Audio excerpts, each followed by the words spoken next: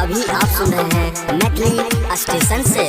हे हो बाप पिया दारू बेटा पिया भांग, रात में मौगी बचल बैठे डांग डांग। बाप पिया दारू बेटा पिया भांग, रात में मौगी बचल बैठे डांग डांग। केतनो हो कोई समझावही छै, पानी में अगिया लगावही छै, चाइल से एकरा छै परेशान। हो बाप पिए दारू बेटा पिए भांग, रात में मौगिया पर चलाबै छै डांग। हो बाप पिया दारू बेटा पिया भांग, रात में मौगी बचल बैठे डांग डांग।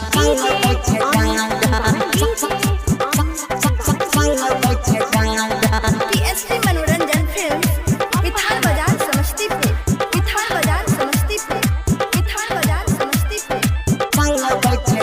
हे हो बुढ़िया पिए छै बीड़ी, वसादा पर बैठ के बिगड़ल छिकै रहनिया, चलहि छै ठीके, चलहि छै ठीके, चलहि छै ठीके। हे हो बुढ़िया पियही छै बीड़ी, वसारा पर बैठ के बिगड़ल छिकै रहनिया, चलहि छै ठीके, चलहि छै ठीके, चलहि छै ठीके।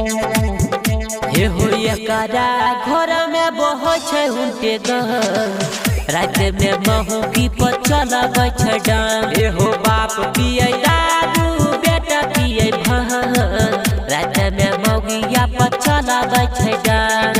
कतनो कोई समझाबै छै, फूल में अगिया लगाबै छै, चाइल से एकरा छै परेशान। बाप पिया दारू बेटा पिया भांग, रात में मौगी बचल बैठे डांग। हे हो बाप पिए दारू बेटा पिए भांग, रात में मौगिया पर चलाबै छै डांग।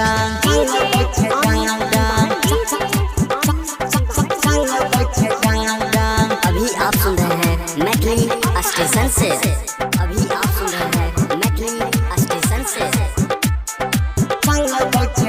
हे हो धिया पुता के भैया, कटतै केना गुजर, संजित लाल प्यारे अर्जुन कहै छै खबर, कहै छै खबर, कहै छै खबर।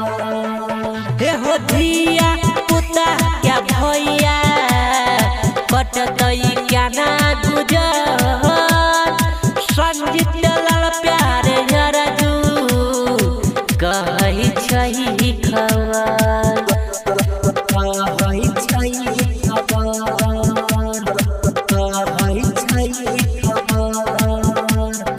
देखी देखी राइटर प्यारे भेल तो रात के मौगिया पर चलाबै छै डांग। हे हो बाप पिए दारू बेटा पिए भांग, रात में मौगिया पर चलाबै छै डांग। कतनो कोई समझाबै छै, फूल में अगिया लगाबै छै, चाइल से एकरा छै परेशान।